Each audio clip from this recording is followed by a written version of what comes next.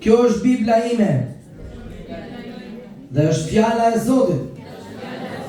Fjala e Zotit thot se në Jezu Krishtin unë jam i bekuar, jam i shëruar, jam i çliruar, jam i gëzuar. Dora e Zotit është mbi mua. Gjaku i Krishtit është rreth e qark meje. Dhe prezenca e Frymës Shenjtë është në zemrën time. Unë kam gëzimin e Zotit. Dhe gëzimi i Zotit është forca ime. Djalli është poshtë këmbëve të mia. Në emrin e Jezus. Amen. Haleluja. Lavdi Zotit. Kur ti zgjohesh në mëngjes, mund të zgjedhësh se si ta jetosh ditën tënde. Shumë njerëz kërkojnë të jenë të lumtur ose të gëzuar, po kur zgjohen në mëngjes, zgjohen të trishtuar. Lumturia nuk ndodh automatikisht sa hap syt. Duhet që ne të marrim një vendim se këtë ditë unë do ta jetoj të lumtur. E kam thënë disa herë që kur çohem në mëngjes, unë pi një kafe me Jezusin.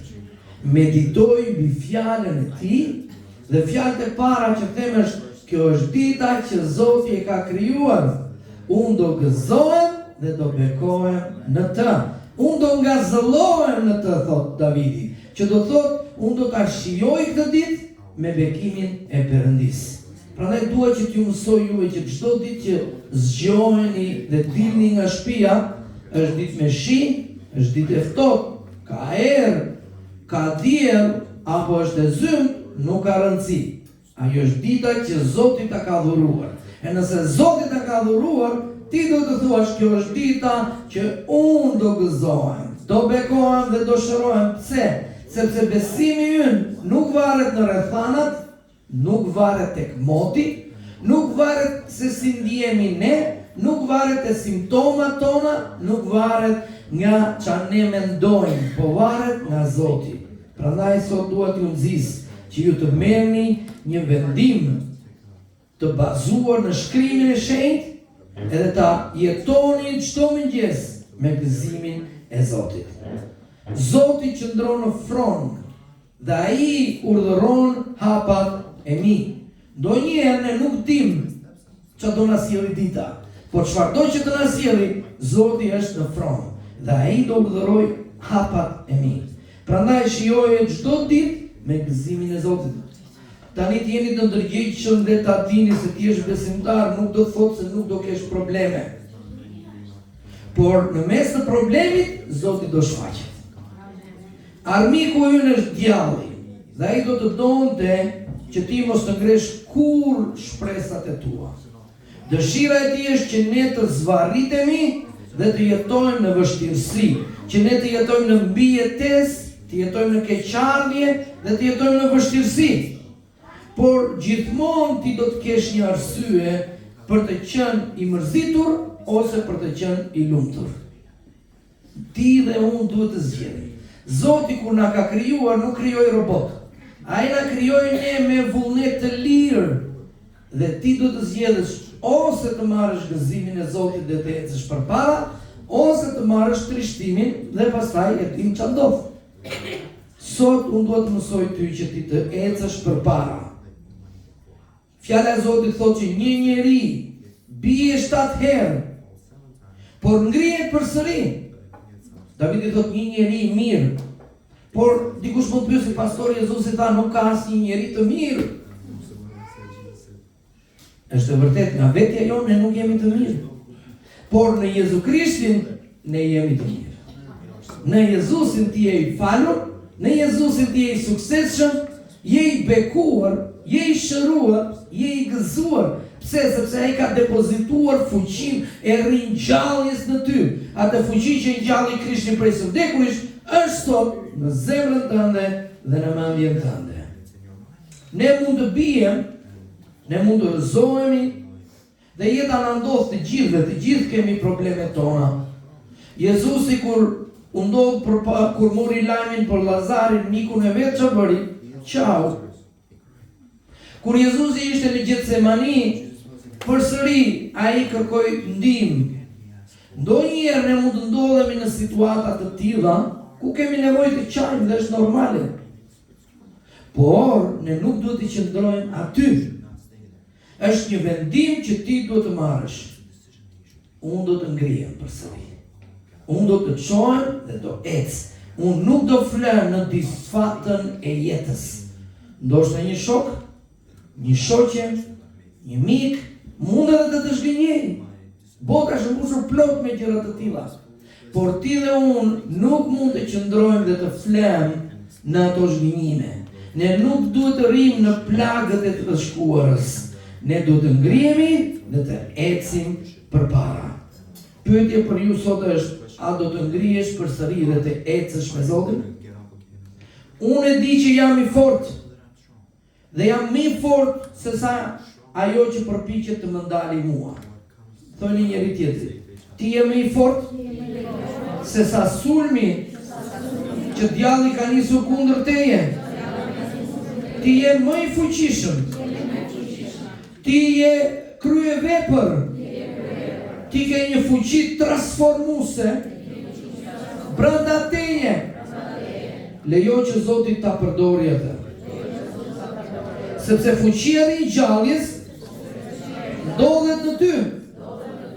Mos u fokuso te zhgënjimi, por udhëto drejt gjërave të reja që Perëndia ka për ty. Thoni edhe një herë, Perëndia ka një gjë të re për ty. Ti nuk do ta njohësh, por do të ndodhi. Në emrin e Jezus. Amen. Le të japim duar profetit e Zotit. Jeta jonë nuk përcaktohet nga sa herë ne rrëzohemi, por nga sa herë vendosim që të ngulihemi. Keni dëgjuar që shpeshherë besimtarë dalin përpara e thonë, unë pata këtë problem, pata këtë situatë, reagova kështu, por pastaj kur kërkova Zotin, ai u përgjigj. Dhe ne i quajmë të dëshmi. Zoti nuk do të lëri ty pa dëshmi. Prandaj sot rimendoja jetën tënde dhe sot mendoj që Zoti do të ngrej ty në një nivel tjetër, në një nivel të ri. Çdo mëngjes është një mundësi e re, është një fillim i ri, është një dëshmi që ti nuk e ke mbaruar ende. Nëse je gjallë dhe je sot këtu, jeta jote nuk ka mbaruar. Dhe Zoti është duke shkruar akoma historinë tënde. Zoti e di fundin që nga fillimi, ne nuk e dim. Ne shikojmë vetëm atë që na ndodh tani. Sepse jemi njerëz, jemi të kufizuar, por Zoti është i pa kufizuar. Prandaj sot zgjill të jetosh me becim, zgjill të jetosh me guxim, zgjill të jetosh me gëzim, zgjill të ecësh përpara, mos u ndal, mos u dorëzo, ngrihu dhe vazhdo të ecësh drejt jetës që Zoti të ka thirrur të jetosh. Mund jesh duke përballur me situata që duket sikur po të pengojnë. Por fjala e Zotit na mëson se për shkak se ti i përket Perëndis, tashmë ti e ke mposhtur të ligun. Gjoni u shkruan dhe thot të rinj, ju e keni mundur të ligur. Ka ndodhur. Kur u mundi ligu? I ligu u mund në kryq 2000 vjet më parë. Prandaj jeton në fitore. Thoni njëri tjetrit, jeton në fitore? Sepse ti e ke mundur të ligun. Dhe fitoria e Zotit është me ty. Mos jeto me frikë, me shqetësim për të ardhmen tënde. Sepse tashmë Perëndia është kujdesur për fitoren tënde. Amen. Nuk ka rëndësi se ku e ke filluar ti jetën. Rëndësi ka ku e përfundon. Dhe është e sigurt që nëse ti jetën me Zotin, ku do ta përfundosh? Në qiell, me Krishtin, me fitore. Vendi yt nuk është vendi ku je tani. Ti ke ende kohë të dalësh nga frika, nga dyshimi, nga faji, dhe të hysh në atë që ti je krijuar ti jesh. Çfarë je ti? Ti je një heroj fuqishëm.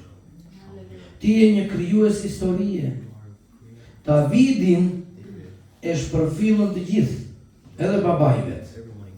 Dhe Bibla thotë edhe sikur nëna dhe babai të harrojnë, unë nuk do të harroj.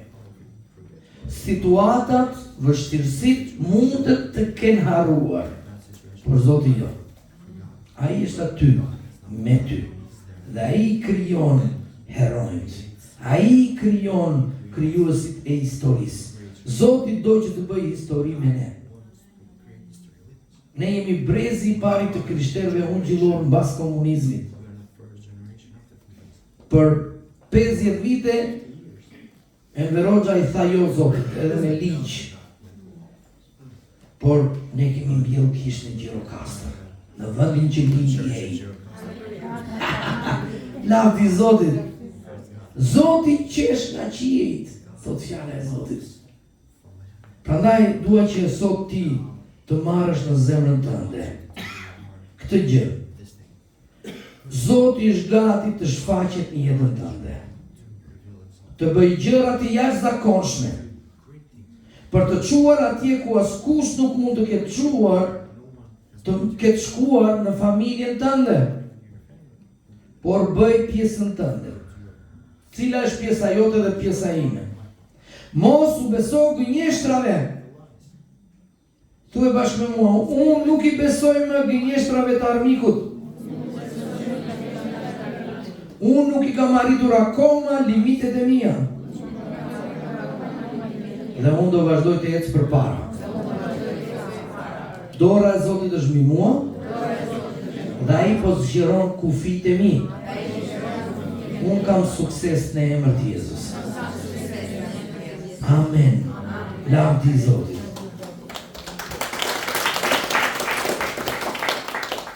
Sot unë duhet të flas nga Ungjilli Lukës kapitulli 19, vargjet 28 deri në 40. Dhe është djela e palmave, mora një gjethe, kisha tradicionale thotë që duhet të vini të gjithë me dek palme në kishë. Po që duhet? Që do Zoti dekët e palmeve? Theksi nuk është tek fizikja. Kur ne lexojmë Biblën, nuk e kemi theksin te fizikja, po e kemi theksin te shpirtërorja, cili është kuptimi i kësaj historie. Po para se të kuptojmë kuptimin, dua t'ju tregoj historinë. Jemi një javë para se sa Jezusi të vuante, para se sa Jezusi të arrestohej, para se sa Jezusi të shkonte në kopshin e Gjetsemanit, dhe para se sa Jezusi të shaj, të ofendoj dhe të shkonte në kryq për faljen e gjithë mëkateve tona. Edhe ai vendosi të hyjë në Jeruzalem, jo si herët e tjera. Ai kishte qenë shumë herë të tjera në Jeruzalem, por nuk ndodhi ajo që ne do shikojmë sot. Çfarë? Ai thot dishepujve të tij, shkoni dhe gjeni një këriç. Pra këriçi është fëmia e një gomari, që është 1 vjeç. Dhe që nuk i ka hipur askush. Pa bërë 1 vjeç ose deri në 2 vjeç, ata që janë ustallar të kafshëve nuk i vendosin samar, sepse shtylla kurrizore e gomarit nuk është pjekur akoma që të mbaj pesha. Tani, pse Jezusi nuk zgjodhi një kal, por zgjodhi një gomar? Kali përdori për ushtri. Mbretërit, perandorët, kur hynin, nuk e din që ose keni parë këto filmat me romak, po ata hynin me kuaj të bukur, të stolisur, sepse kali ishte simboli i lartësisë. Ndërsa Jezusi zgjedh një kafshë të çuditshme, një kafshë që ne edhe në përditshme në sotme kur ofendojmë njëri tjetrin i themi gomar. Jo se është pamend, por sepse konsiderohet një kafshë më e ulët. Ishte një kafshë që përdorej për punë. Ishte një kafshë që përdorej jo për lavdi, po për ulje. Pra njerëzit e pasur kishin kuaj. Njerëzit e për ulur ishin romerë. Prandaj ne duhet të kuptojmë që Jezusi zgjedh një kafshë, po ka dhe një arsye tjetër pse zgjodhi kafshën. Nuk e di sa nga ju i keni vënë re shtyllës korrizore të gomarit. Komplet nga fillimi në fund është e zezë lart. Dhe te shpatullat e para ka prap një kryqëzim. Dhe shenja e kryqit mbi atë kafshë. Jezusi kur i bënde gjërat nuk i bënde kot. Dhe ai po tregonte që unë jam mbreti i qiellit dhe po vi si i përullur që ju të më merrni, të më shani, të më ofertoni dhe do kryqëzohem. Pse? Sepse unë do marr sharjen dhe ofendimin tuaj. Ai nuk erdhi si një mbret i lavdishëm. Ishte profetizuar, Zakaria kapitulli 9 vargu 9, fjala jote thot, nga zëllo me të madhe, o bie Sionit, lësho brit magëzimi, o Jeruzalem, ja, mbreti yt po vjen. Ai është i drejtë dhe sjell shpëtim, i përullur dhe i hipur mbi një gomar të ri. Jezusi plotson edhe detajet e profecive. Pra kemi fjalën e Zotit që është folur 100 vjet më përpara, diku te 500 vjet më përpara, dhe pastaj kemi plotësimin që Jezusi është i vërteti. Ai që duhet plotsonte fjalën e Zotit. Dhe ne duhet kuptojmë që populli i Izraelit në atë kohë ishte në robërinë dhe në shundrën e perandorisë romake. Ndonjëherë romakët i detyronin ata që të bënin edhe 2000 ditën e shtunë. Kur Jezusi thotë që nëse njeri ju detyron të bëni 1000, ju bëni 2, e ka fjalën për romakët. Romakët e merrin popullin e Izraelit dhe thoshin do mbash dhe pajimet tona tani, edhe do ecër se ndryshe kesh patën kokë. I detyronin që ata të thyenin ligjin dhe ishin nën sundimin e tyre. Dhe tani ata prisnin, e dinin profecit që profecit ishin ardhur për çlirimin dhe një shpëtimtar do vinte. Ata po prisnin që Jezusi të vinte me një kuror, të vinte me shpatë në dorë dhe t'i çlironte nga romakët. Por në fakt Jezusi ishte një lloj mbreti tjetër. Ai erdhi për të na çliruar ne nga mëkati, nga skllavëria e mëkatit. Kjo ishte qëllimi pse Jezusi erdhi. Dhe ai erdhi i përullur, erdhi si mbreti shërbëtor. Pra Jezusi ka ardhur që të na shërbejë ne. Dhe kjo është simbol i vuajtjeve, i sharjeve dhe ofendimeve që Jezusi do merrte. Madje kur Jezusi e pyet që nëse ndokush të pyet, thoni që do Zoti. Pra Jezusi dinte ku ishte lidhur gomari, Jezusi dinte kush ishte i Zotit dhe dinte çfarë pyetje do bënte ai dhe si duhet i përgjigjeshim. Tani nëse ti i përket Jezusit, Jezusi di gjithçka që lëviz në jetën tënde. Nuk i del asnjë gjë nga kontrolli. Dhe kjo tregon që ai ishte Zoti dhe erdhi e lejoi veten që të ishte shërbëtori i ynë. Dhe pasi ata e prun gomarin, Jezusi hyn në Jeruzalem. Dhe kur Jezusi hyn në Jeruzalem, disa e kuptuan profecinë. Dhe çfarë bën? Filluan të këpusin deg palme, sepse palma shpreh lavdi, dhe gjithashtu hoqën rrobat e tyre, disa shtruan qilima, disa të tjerë shtruan pelerina, edhe që Jezusi mos të este mbi gur. Dhe pastaj thritën Osana në lartësi, që do thotë lavdi. Dhe një gjë tjetër do të thotë bekuar qoftë mbreti që po vjen në emër të Zotit. Tani kur ne vim në emër të Zotit, kur mbreti vjen në emër të Zotit, me fjalë të tjera ai është duke thënë, o Zot na shpëto. Kur themi Osana, ne edhe japim lavdi Zotit, por dhe gjithashtu ne themi, o Zot na shpëto. Prandaj farisejt, njerëzit që lexonin ligjin dhe nuk e kuptonin dhe Jezusi gjithmonë i qortonte, çfarë thanë ata? I thanë Jezusit, i thuaj këtyre ta mbyllin gojën, ta qepin gojën, mos thojmë na Jezusi është Zot. Sa herë kemi dëgjuar te që të thonë, mos fol me Jezusi është Zot. Se nuk është Jezusi Zot, se besojmë ne, po punë e madhe se nuk e beson ti. Dhe Jezusi çfarë tha? Nëse unë do t'i them atyre ta mbyllin gojën, gurët do të shpallin që ai është Zot. Prandaj ne duhet ta kuptojmë qartë këtë gjë. A po thërret ti Jezusin sot, Jezus ti je Zot? A je duke e kërkuar ti Zotin dhe duke treguar Zotit nevojën tënde? Çfarë thanë ata? O Zot, më shpëto. Osana është pranimi i nevojës tonë për shpëtim. Ne të gjithë kemi nevojë që të pranojmë se kemi nevojë për çfarë? Për një shpëtimtar. Kjo botë kërkon për një hero. Kemi modelet që na i tregojnë njerëzve si duhet të vishen. Pse?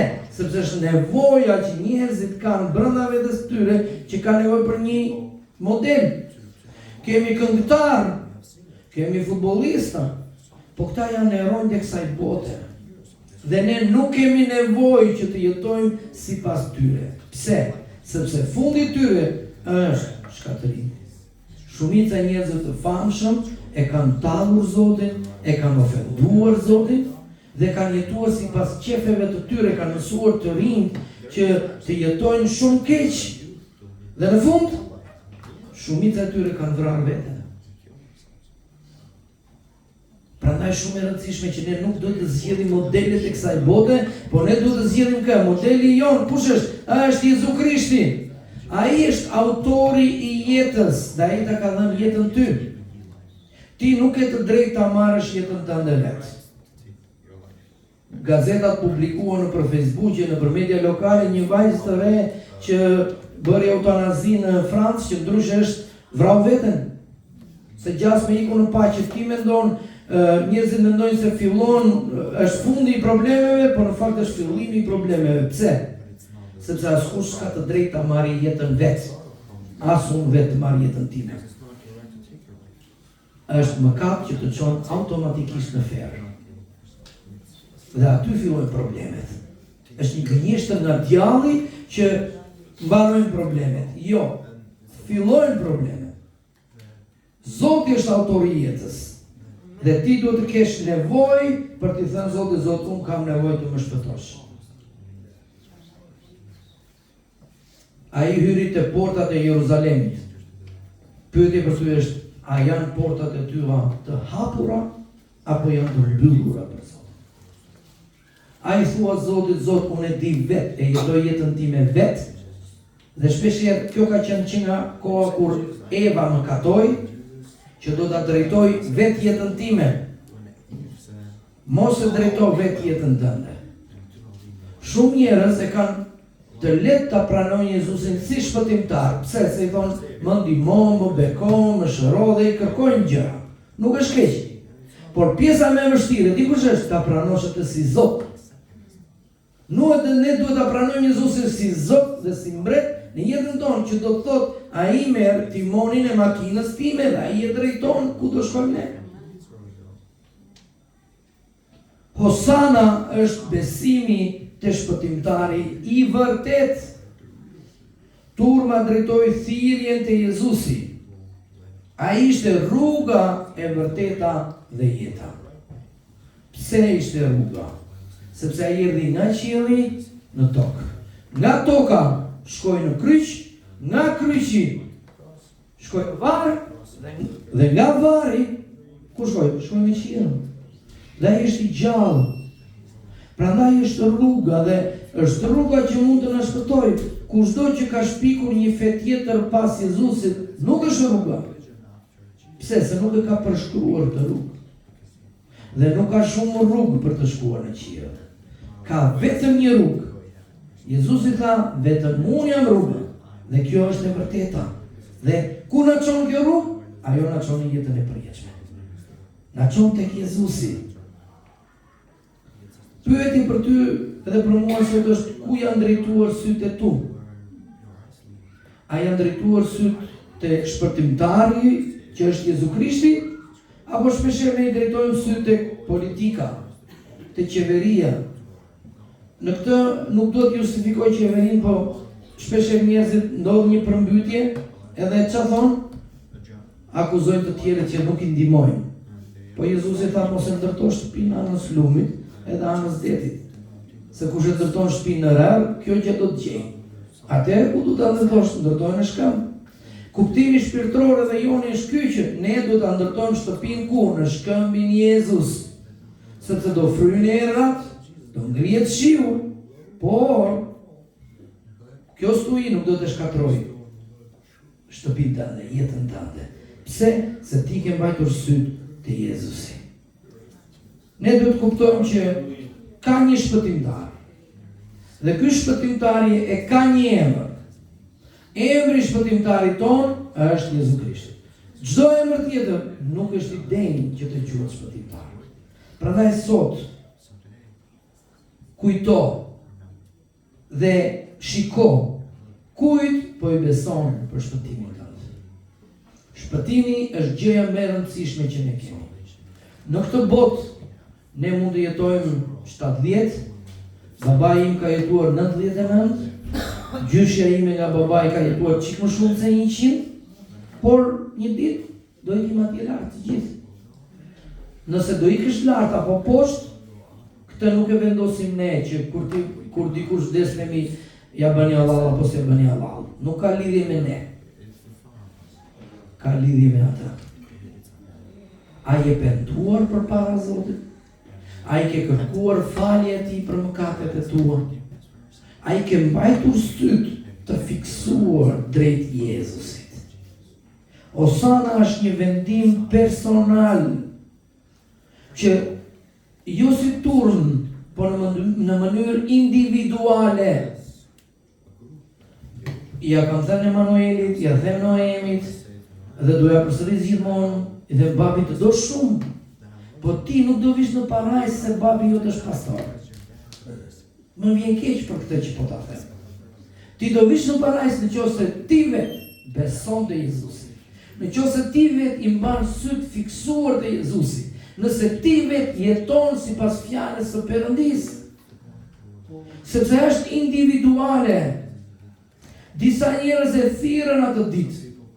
Ishin turma të mëdha, mund të kenë 5.000, 10.000, të gjithë turmat që ndiqnin për të parë mrekullit. Kjo ishte arsyeja pse ata e ndiqnin.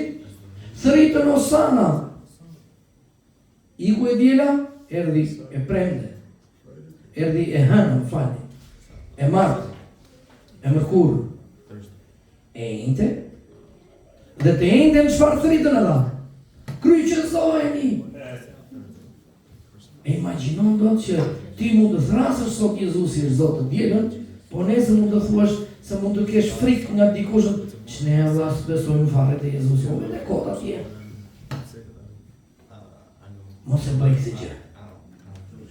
Shpalle që Jezusi është Zoti yt dhe mos ki frikë nga presioni i njerëzve. Le të mendojnë njerëzit çfarë të duan për Jezusin. Unë kam përjetuar që Jezusi është i mirë.